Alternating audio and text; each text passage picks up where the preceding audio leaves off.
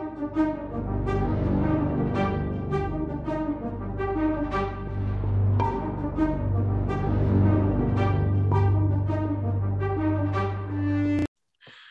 right, Bill, how are you? Everybody else, welcome. Welcome to the Investor Guys podcast. We were just chatting off camera about all the different changes that are coming our way, one way or the other, and without inserting any politics or personal opinions or anything else. One thing I do want to say, and we both predicted that after the election, this whole coronavirus thing and the mask stuff is going to go away. I want to change that prediction because I don't think that's going to happen anymore. I think regardless of who the president is going to be, if it's Joe Biden, he's already said he's going to lock down the country until the coronavirus is over. If it's Trump, I think we're all dead. Well, yeah, I think it's the Trump is economically. The Democrats are still going to be pushing this whole shutdown. They're still going to be pushing the masks. They're still going to be doing everything. So the coronavirus is not going to go away anytime soon. And one of the things that Bill and I were talking about just before we started this episode is the current iteration of the coronavirus relief bill that is in Congress waiting for the Senate to approve. And we don't know that it's going to be approved or not, but let me go over this and tell you our line of thought. It calls for 1 year of no evictions and 1 year of no foreclosures from the date that it is signed. As real estate investors, that absolutely affects us, but it doesn't mean that it's a bad thing. It actually just gives us very strong indicators for where we need to be investing and how we need to be investing. So it's clarification moving into the future. But for those of us or those of you who have properties that are already in this situation, it's the writing on the wall. Again, we don't know that they're going to approve it or not approve it, but one thing that we know for sure, a coronavirus relief bill in some form or another is going to be coming down the pike. And you can guarantee that there's going to be some sort of rent relief or foreclosure relief or something in that bill. And that, again, is going to affect us. And the different ways that that's going to affect us, obviously, if we have tenants that aren't paying rent, that's going to affect our bottom line. We might get a recourse from having to pay our mortgage if we can't pay the mortgage because they're going to have a foreclosure relief. That doesn't mean that we're going to be able to pay it later, because if our tenants aren't paying rent for a year, chances are at the end of the year, they're not going to give us one big giant check for all that rent that they missed so that we can go pay our mortgage. That gets kind of the strategies that Bill and I have been talking about in the last few weeks here. Section 8. Section 8 is a very strong strategy. I am still getting paid from my Section 8 tenants because the government, the United States government, is paying those rents. I'm waiting for a renter to pay it. Yeah. I have other properties where I have tenants who are paying regular rent, but fortunately I have enough Section 8 tenants to hedge all of the debt that I'm owed so that I'm okay moving forward month to month to month. And it wasn't something that was necessarily planned. It's just that's the way my strategy ended up taking me. Looking at the way things are right now, that looks like it would be a good plan for somebody moving forward, to be able to hedge your debt with Section 8 tenants so that you can do the other things that you want to do. I want to let you have a say real quick here, Bill, and then I had a couple other thoughts for the next segment, but weigh in on your side. Well, a couple of things. One is on the bill that's coming through, whether it's this bill or a new iteration of it.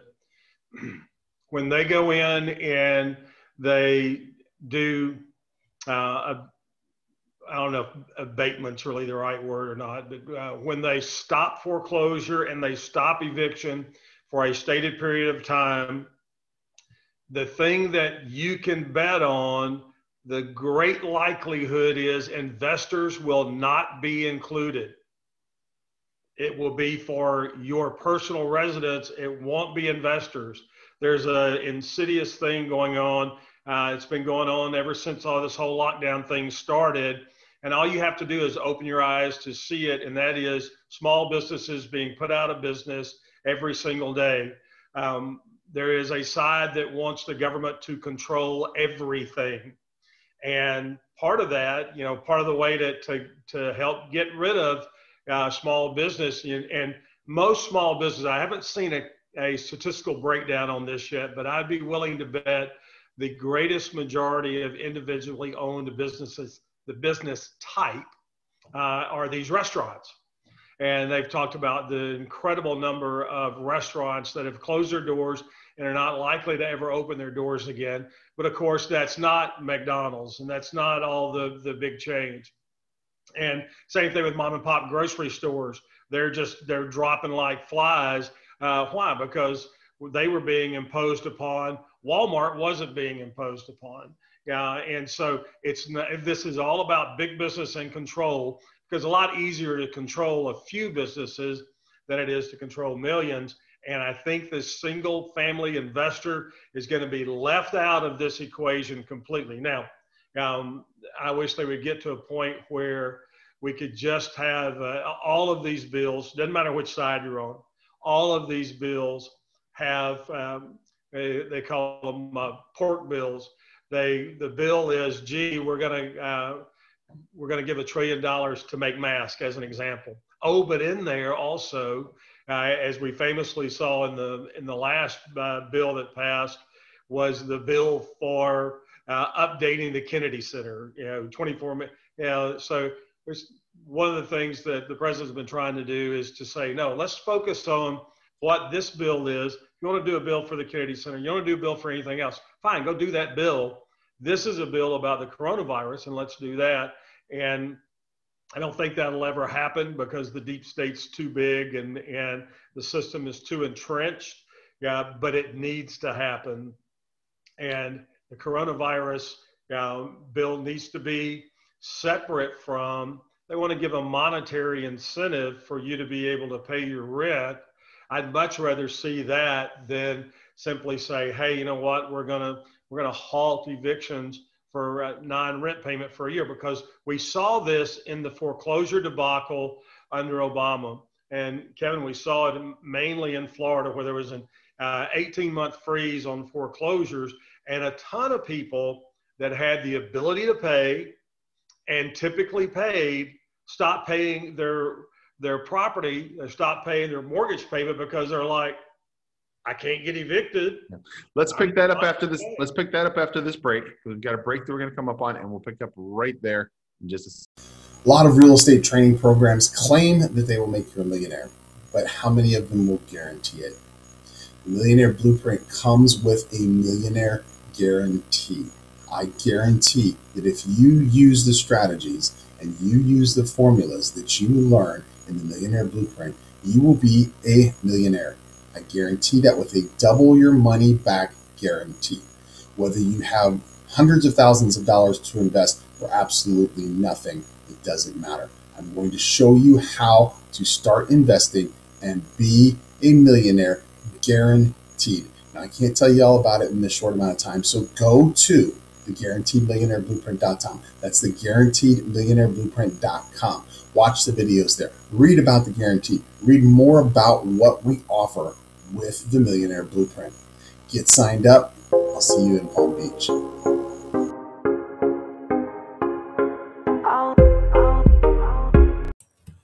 11 months out of the year, Bill Barnett and myself do real estate buyers events in great cities like Orlando, Florida. We bring a group of investors to the cities where we have personal experience. We show them what we're buying, what not to buy, the strategies that we're using to get great returns on our real estate investment portfolios in these specific markets. These events are designed to put properties into your portfolio while you are here. To read more about the real estate buyers events, go to realestatebuyersevent.com. That's realestatebuyersevent.com. Our schedule is there. You're going to read more about the event, and you can even register. We'll see you at our next event.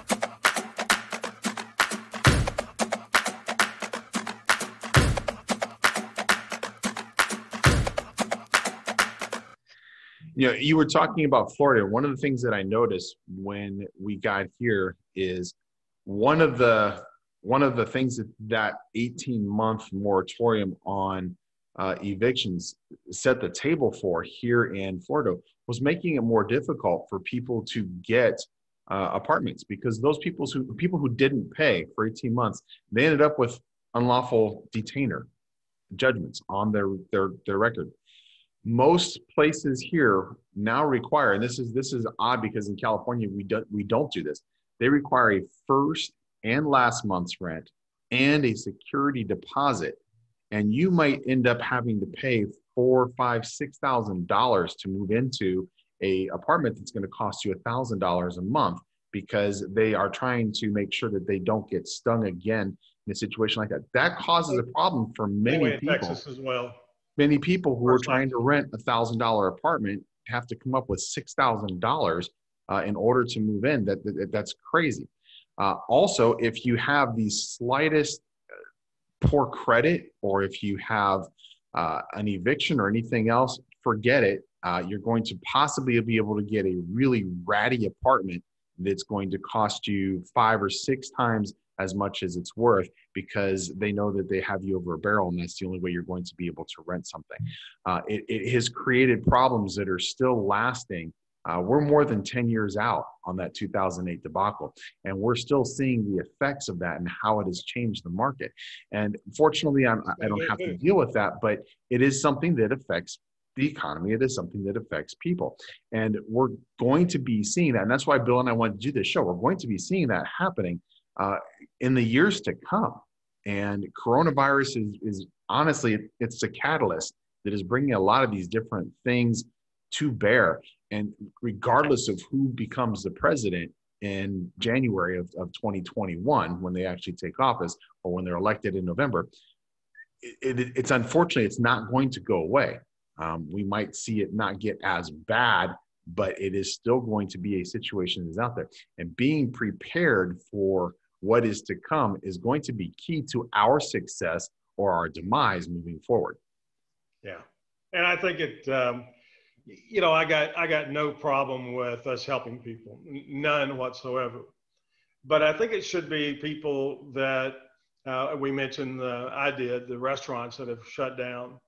So if you own a restaurant and it's been shut down, and you had 50 people that were employed there, then you and those people ought to have the benefit of that eviction protection and foreclosure protection. I don't have any issues with that, but it's going to likely be, as it was before, a blanket program, and that's going to create problems in a lot of cases where problems don't exist. So all of this points right back to, where is the safest place to be today in the real estate market? And should this happen again? Because look, don't kid yourself. Now that the politicians have understood that they can get the American people to kowtow to a virus that's over 99% survivable, we're going to see this again next year, whether it's Corona 20 or whether it's, Fred's Irish pub flu. It doesn't matter. There's going to be something again pop up till they get total control, they being the government, whoever that is, till they get total control of us. And we're allowing that to happen. So there's going to be other stuff pop up. Now, how do you play that to your favor? You look at Section 8 property, because that's going to be an explosion in our market going forward. And again, it gives government control. But what you and I have to do while we still have the opportunities to do that is get involved in the flow of that money. How do you do that? You go out and get Section 8 property. That's what we're going to be doing in Cleveland in November. So make sure that you jump over to investorguyspodcast.com and read all about the event there. I'm not going to get too heavy into that right now, but you need to be aware that if you are involved in government housing, it is going to be the safest place to be in the real estate market going forward, just like it was when the shutdown started. And what started this whole conversation and this podcast was Kevin and I having a private conversation about real estate holdings and how they were affected once the shutdown happened. And his comment to me when I asked about his holdings were, they haven't been affected at all. And I was like, wow, what an eye opener that was that we're going through. So this is what we're stressing, and it's every major market in the country is underserviced in the Section 8 prospect. And so you take a look at, we'll tell you all the ins and outs of it. And there's a lot of myths out there about what it is and what it isn't. We'll explain all of that. There really is a lot of misinformation. Yeah, there's a ton of misinformation about Section 8. It is one of the single most attractive things that you can possibly do in the rental market right now, period, bar none, end of story. And once you understand how it works, why it works the way it does, and the type of returns that you can make, you're going to go, why have I been hearing everybody else? Don't know, don't care. You got two guys here that are preaching to you every single week, multiple times. This is where you need to be looking. We'll help you get there, just like it's what we're doing. So we'll help you get there. And we're going to talk about a little more about that in just a minute. We're going to come back from a break, and we're going to talk about how you're going to actually be able to see that real time working for you in one of our buyers events. But I also want to keep covering what we're talking about because it is very important. And we're going to pick that up in just a second. My name's Kevin Mills. I have a real estate training program that is so powerful, I will back it up with a double your money back guarantee that it will make you a millionaire. That's right. Double your money back guarantee that you will be a millionaire if you use what you learn in the Millionaire Blueprint. I call it the Guaranteed Millionaire Blueprint, and you can read more about it and watch more videos at guaranteedmillionaireblueprint.com. That's guaranteedmillionaireblueprint.com. Check it out. All the information is there.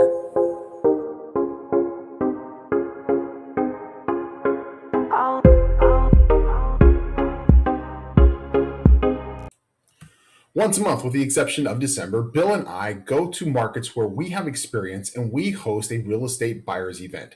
These are markets that have great return potential for your real estate portfolio. We're going to show you the properties that we buy. We're going to show you where to buy, where not to buy, the strategies to use to make great income from these properties. We're also going to show you resources and individuals here on the ground that you can use to start building your team so that you can repeat this process over and over. The real estate buyers events are designed to put high-performing properties in your portfolio right away.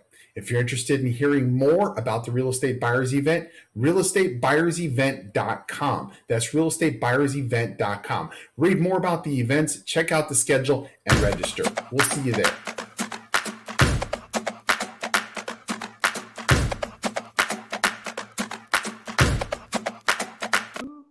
And we're back with the Investor Guys podcast. And we were going to talk about being able to see how South Section 8 works real time in one of our upcoming buyers events, but we've got time for that still. I want to point something out to the American people and to the American investor. Our politicians do not have your best interest at heart. They could have passed a bill or could be pushing a bill, and who knows what's ultimately going to happen, okay? And maybe this is the time to pick up your phone and pick up your pen and pencil and write a letter to your congressperson and to your senators. They could be paying 2/3 of the rent, or they could be paying half of the rent for anybody who's not able to make the rent, rather than making you as the property owner be responsible for other constituents not paying their rent.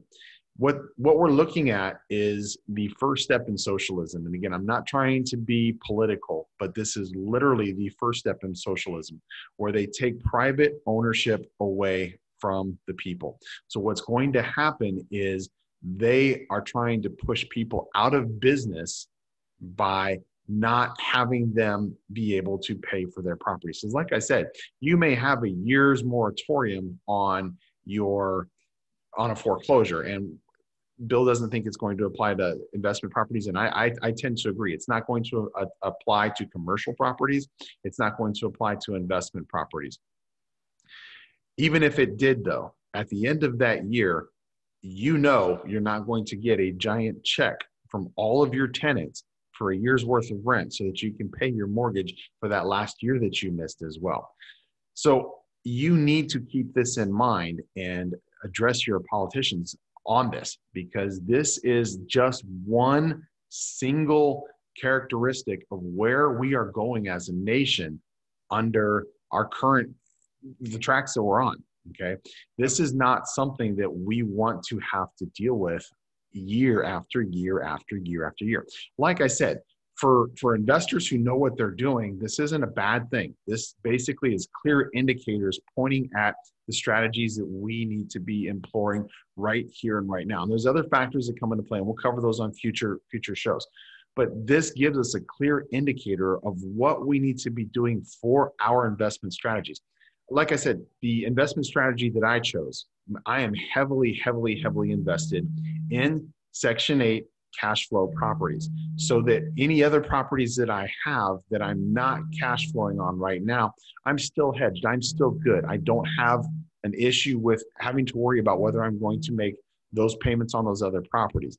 I may have to tighten my belt a little bit and go on a few less vacations. I think right now it doesn't look like the situation, but my point is I'm not going to lose everything because I'm not getting my rent payments. We have different programs that Bill and I do that we go, they're called buyer's events, and we go to different locations across the country. And some of the locations that we go to, our primary focus, like Cleveland, is Section 8. And when we do a buyer's event, we actually show you real time on the ground in that city how the programs work, the types of properties that we're looking at, the types of things we're trying to do with the properties, the areas to buy in, not to buy in.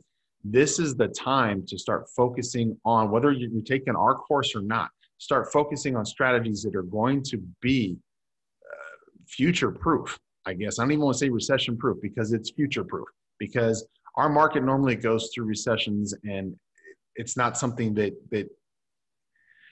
surprises us if we know what we're doing. But the game is changing. They're literally knocking all the pieces off of the board and changing the game. And unfortunately, we don't have a choice but to play the game the way they're telling us we have to play it.